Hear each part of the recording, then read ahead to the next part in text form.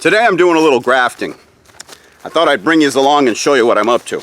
Grafting is a process where tree growers take a clipping from one tree and insert it into another. The tree we take the clipping from is called budwood, and the tree we insert it into is called rootstock. Now rootstock is grown from seed, and look at right here I've got these little avocados grown right here in the ground. Look at this guy here. I don't know if you could see this right by my hand here, but this is a little avocado. I'll give you a better look at it. So here you see maybe one of the pickers dropped an avocado, or it just fell from the tree and landed here, but here it landed, and you see the seed, and this little tree is starting to grow here. We have another one right here. Look at it. Same kind of a situation. With the seeds on the ground, we got a little tree sprouting up. See that? That we would call rootstock. People who grow edible fruit, and particularly commercial growers such as myself, we don't grow our trees from seed. Every tree you see here as I go around in this circle, every tree in front of me, behind me, above me, every single one of these is a combination of two trees. You've got rootstock that was grown from seed, and that's from like here down and under the ground. And then this tree was grafted when it was a little baby, kind of a little bigger than the one I just showed you there, with a clipping from another tree. We're going to do that today. Here's a much better look at what I was talking about. This is a smaller tree. It's only 3 years old. And you see this knot right here. This is the graft. From here down is the rootstock, or the part of the tree that was grown from seed.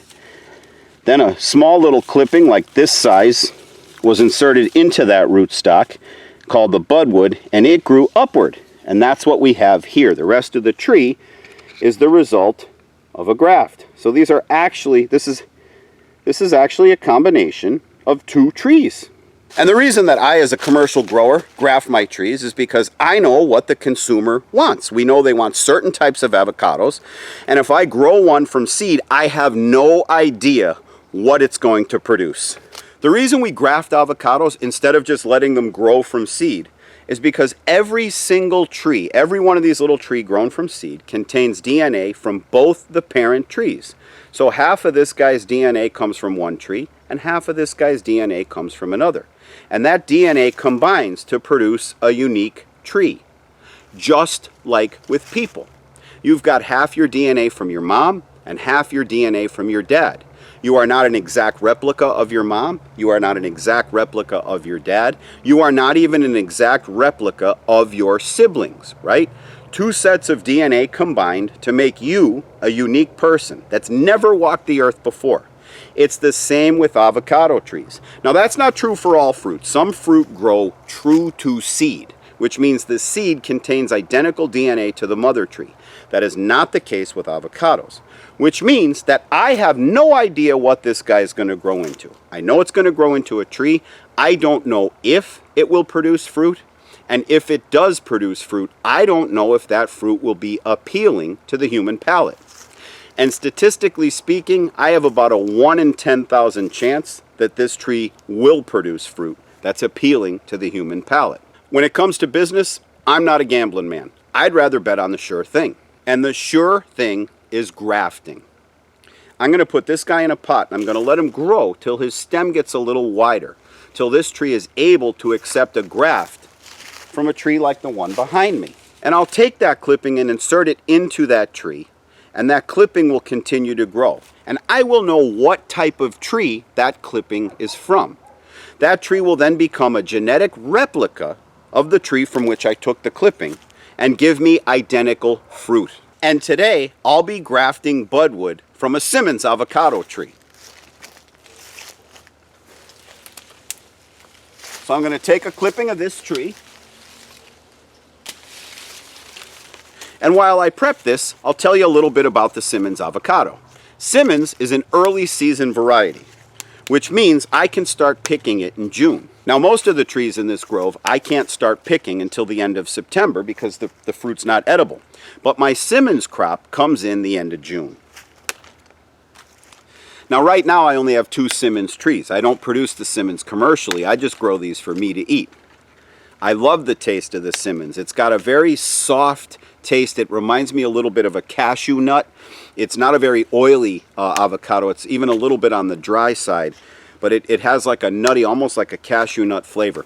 And the fruit itself is beautiful. If I could find a picture, I'll put it up here now. Maybe you're now looking at a picture of one of my Simmons avocados. It's that big pear-shaped one on the right. But they produce this nice pear-shaped fruit with a shiny green skin. They're huge. They get up to about 3 pounds.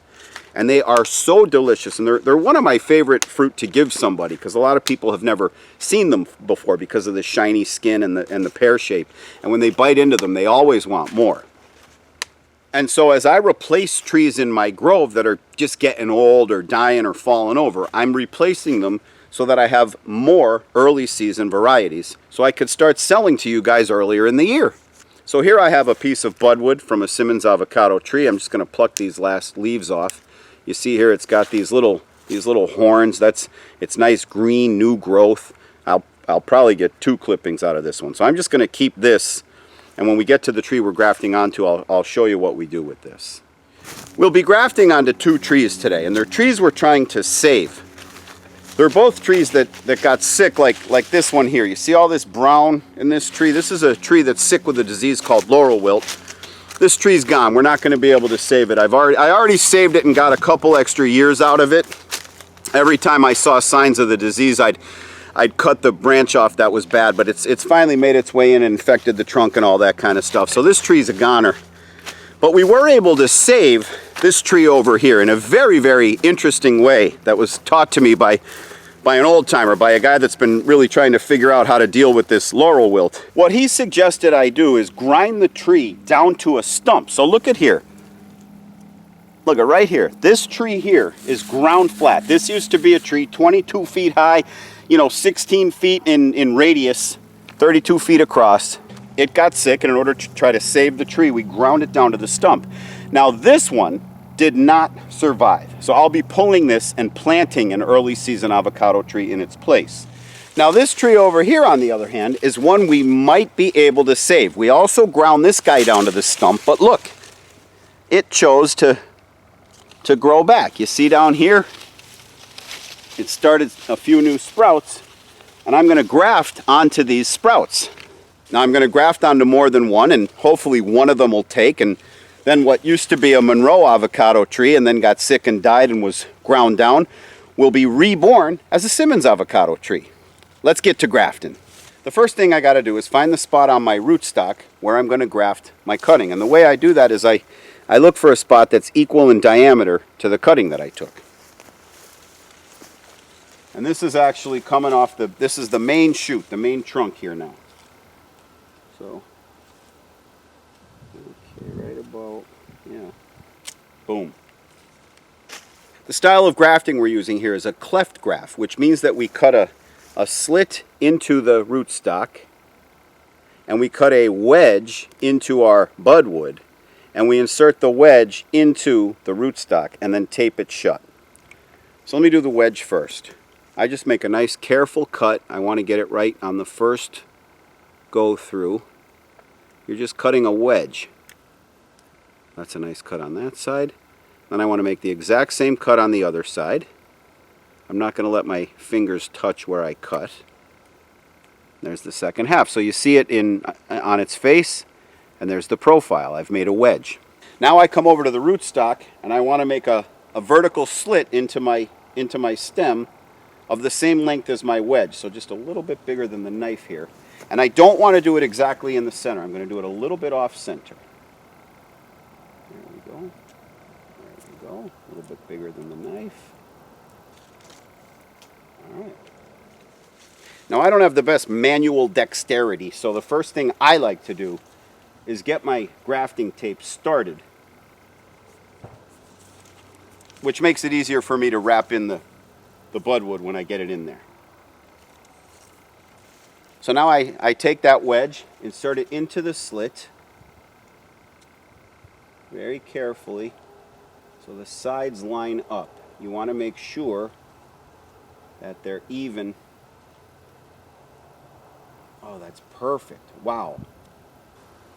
it wants to move around and slide around in there as you're taping it, so that's why I keep it like that. But then once you're taped up, you can put a little spin, a little twist into your grafting tape like this. That makes it into like a little cord, a little string, like a little shoelace, right? Then you can go around it a little, tight, right? You can make a few tight wraps. And once you get them tight wraps in, and it feels like it's not sliding out, which it's not, you can remove your fingers and then tie it off. Wow, that's really smooth. That came out good. So here you're looking at what I hope turns out to be a perfectly grafted Simmons avocado tree. Above the tape, you see the scion or the budwood from the Simmons avocado tree. Underneath the tape is our graft. And then below the tape is the original tree or rootstock. Now I got about 3 more grafts that I'd like to put onto this tree, but I'm not going to be able to do it today because as I was doing this, my glasses slipped off my face and I stepped on them. And this is detailed work that requires youthful eyes, and I just can't see well enough to do it without my glasses. But before I go, let me show you this beautiful, beautiful bunch of bananas that's growing right here. Oh my God, look at this. Look at all those bananas. Oh, I can't wait till that's ready. And then over here, we have a delicious fruit called sapodilla. And these things this will be our first year fruiting sapodilla. As you can see, these are baby trees. In fact, I probably should have not let those fruit grow, but I was a little anxious and I wanted to taste them, so I let them grow on the tree. And before I go, I got one more thing I want to show you. This is called a carambola, or a star fruit. Let me show you why they call it a star fruit.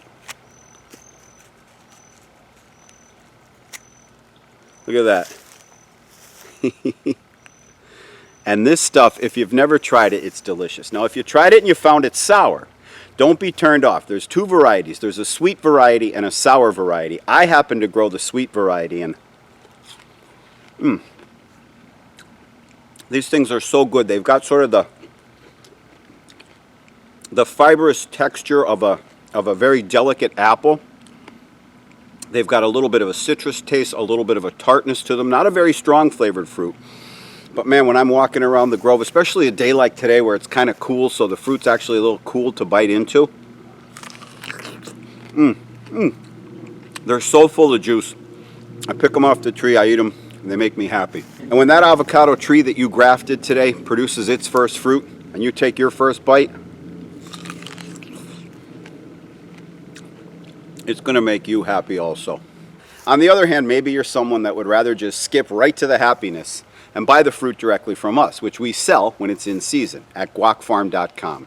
Guacfarm, guacfarm.com. That's where I got this awesome t-shirt.